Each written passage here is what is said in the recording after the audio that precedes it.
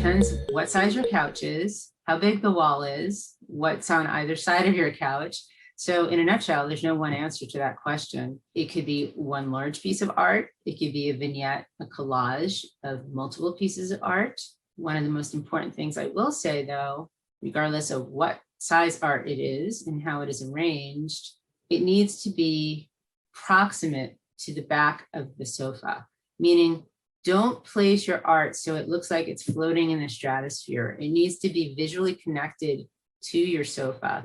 So a rule of thumb, the bottom of the frame of a piece of art should be about 8 inches to 10 inches, depending upon the height of the ceiling and what else is happening in your collage or vignette or the size of the art. But the most important piece of advice, again, I can offer is to make sure you don't hang it too high above your sofa.